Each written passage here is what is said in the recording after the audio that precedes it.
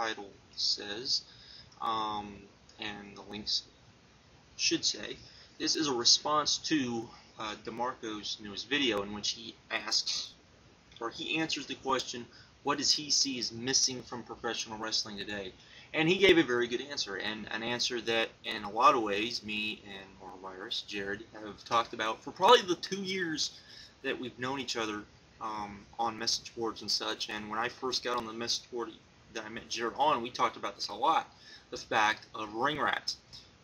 Since I am going to talk about Ringrats, as DeMarcos said in his video, this is not for all viewers. This is not, this is adult stuff, let's say. So if you're easily offended, turn it off.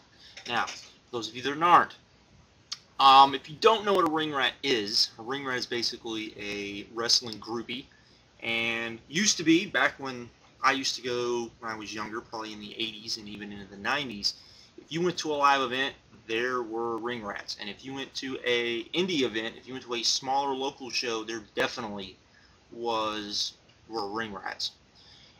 He talked about the fact that, they're not around anymore. He also talked about the fact that, like old-time promoters always said, that's how you judged how good business was how many young women were there at the shows. And they're exactly right. I think on the greatest point I ever heard about this was Bill Watts, because he said this was something that he took for granted. And then when the business was kind of slow, it was something that most guys didn't notice unless it was pointed out to them. And I believe he said he had I believe it was either Bill Dundee and Jerry Jarrett, or it was Jerry Jarrett and Jerry Lawler came to UWF and watched the show, and the first thing out of their mouth was, where were the women? And it dawned on him, oh yes, look, there's no young women here. Maybe that's the problem, because where the young women are, the young men will be, and there we go with that. DeMarco was talking mostly about indie wrestlers, and Calvin A. Hobbs left a comment on his video, which is absolutely correct in my opinion. And part of the problem is, if you've never been to an indie show and you've seen DeMarco's video, and most people know that DeMarco is a wrestler, DeMarco is, in indie wrestling terms, a fine looking gentleman. He would be the Rick Rude, almost, of indie wrestling. Most indie wrestlers look pretty much like average guys you would see on the street, and that's part of the problem. Not that there aren't guys that wouldn't draw women. I've been to, of the 3 promotions in and around Houston, I have been to 2 of them. Of those 2, there's maybe if you pooled all of the wrestlers, I would think would generate some sort of women reaction or female reaction, you'd have a pretty good organization. But with the fact that most indie feds now go the hardcore route, most guys you see, don't look any different than, they don't have a look, they just look like any guy you would see on the street.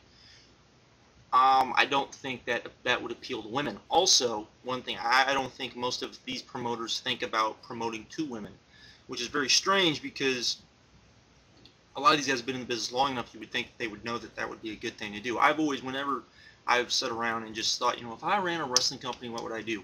Being here in Houston, one of the things I would do is I'd probably, depending on how many seats or how many people I thought I could fit in the venue I'd wanted, first of all, I would run a venue where I knew I could have beer, which that would, here in Houston, that might be a little tough. And the other thing would be I would go to every Hooters that was around the vicinity, and every gentleman's club, which there's a lot in Houston. For those of you that don't live in Houston, there are a lot of strip clubs in Houston. And as I was, if I was at Hooters and I tipped the girls, I would also, maybe put 5 tickets, and say, hey, why don't you come to, I'm a wrestling promoter, why don't you come to my show? Here's when it is. I think you have a good time. This, that, and the other. And because, as DeMarco said, where the women are, the men will follow. You make it something to do. DeMarco talked about that he just doesn't see a lot of women at indie events anymore, and I know a lot of people say, well, women just, that's not a women's thing, and I agree to some point to that, except that I go to, there's a roller derby organization, I guess is what you call it, that runs here in Houston. They have about 4 or 5 teams now, I believe. And if you go to that, there are women everywhere. Now, some of those women are there for the women, I'm not going to lie, but they are still very attractive. And, you know, they still enjoy men's company. So, but if they're willing to go to that, I would imagine they'd be willing to go to a wrestling organization as well. It's just they don't know there is one. Not only that, but there's some other issues. He talked about TNA and WWE. And one thing that I have noticed for a long time, and this is particularly when I'm going to talk about the divas in particular and the knockouts, because I don't mean the women who are actually in-ring performers. I mean the ones that they, you know, when the diva searches are being brought in from these modeling agencies, and that's where they're coming from. I'm not talking about the women that actually wrestle. They come up wrestling, the Beth Phoenixes, those type of people who are wrestlers who just happen to look good. I'm talking about the ones they bring in just as for good, to be eye candy. This is nothing new in pro wrestling. It's always been that way. But the WWE, I think, did a bad thing when they basically stopped using Ringrats for that purpose, because that's who you used. Missy Hyatt and Sunny, Tammy Lynn Sitch, were both Ringrats. They are both 5,000 million times better than any diva we have seen. Okay? I could go down, Precious, Sunshine, all of them were far better than a lot of the women we see today. The reason being, they were Ringrats and they understood the business. Most Ringrats, it's just like, you know, most groupies in any form of entertainment, they understand the business that they are a groupie for, because they are fans of the business, so they understand it, they get it, and because of that, they often do better. Terry Reynolds is another great example. You know, all of those women did very well, but they were all rats. It's pretty well known that they were all rats, but they did very good at what they were. They were very good looking. They were a little slutty, which is a good thing, and they sold. I don't think you see that in a lot of what the WWE tries to bring up, and I think TNA's kind of going down that road as well, and I think it hurts the product, because I think it hurts what DeMarcos was talking about, that he goes around, there aren't any rats, because women don't feel like if they show up at the show for a local promoter, they're not going to be able to get noticed, and then maybe they won't be able to start a career in pro wrestling that way. And I think there was a lot of women that they did try to get in pro wrestling that way, one way or another. You know, sex is a pretty, you know, powerful tool, and it's one of the things that I have looked at a long time, and I definitely think he's right on that sense. I'm not a wrestler, and I'm not a promoter, so the sense of, you know, women showing up in that part of it and the groupie aspect of it, I would understand if I was a wrestler. And like when DeMarco came in, I'm sure there were a lot, and now there aren't.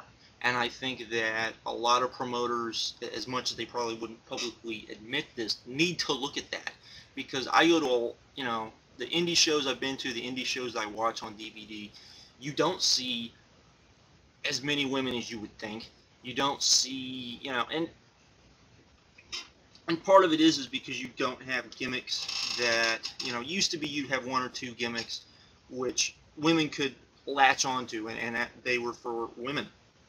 They were to help draw in the women, and I don't think you have that today. I don't think you have guys who are promoters who are looking for that. I don't think they see a good-looking guy come in, and I don't think they realize, hey, if I hire this guy, we kind of book him right, maybe we can get some young women in here, and they'll bring in some guys, and this, that, and the other. I will say this. I think another aspect of this, and DeMarco, I would love to hear your opinion on this, because of the shows I've been to.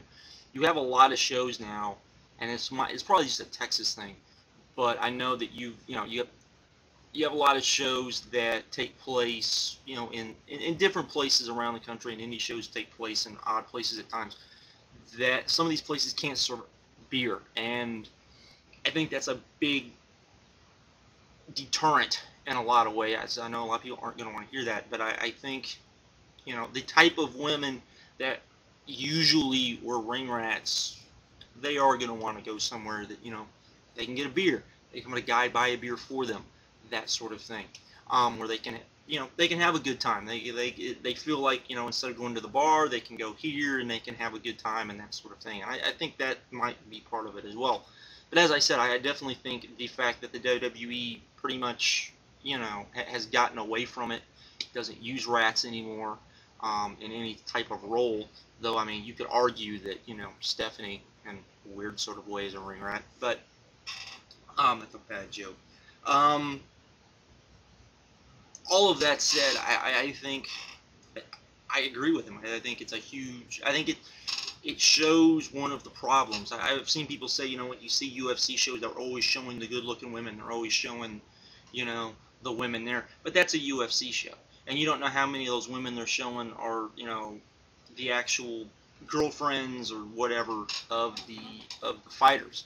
So, and which is another problem, because you have a lot of guys who would, and a lot of people talked about this, you have a lot of guys who would have gone into pro wrestling that have more of the chiseled physique, have more of the, good-looking type of athlete. I think are probably going more into MMA because it's much more easier to get into MMA. It is. There's an MMA, gym just about on every street corner. Almost every city has one now. I would say that almost anybody, no matter, where you're at, within probably 100 miles, could probably find an MMA gym of some sort, unless you live truly out in the middle of nowhere. Unlike, and I think that takes away from a lot of the pro wrestling guys, and so you're not seeing that same talent that you once saw. But definitely, I would say check out his video. It's not quite the same as this video, but I definitely think that he brought up some good points, and he brought up something that if you ever see any shoots, if you ever read anything about the business, if you ever read anything about what the promoters say, or if you ever heard, the old promoters talk, Ringrats were something they kept kind of an eye on, because it talked a lot about business, it talked a lot of things, and as many people want to bash John Cena about being only for women, how many guys are being dragged to the pro wrestling events because their women want to see John Cena? Maybe not a lot, but more than what, more than what would have been there before, maybe. So, guys who can draw in women, that's a good thing. The Rock, could bring in women. Most of the big name stars could bring in women of some sort, and that's a big drawing. It's a big drawing element that often I think gets overlooked. But that's all I just wanted to say on this. That's my opinion on the issue. I think DeMarcos was right. I'm out. Later.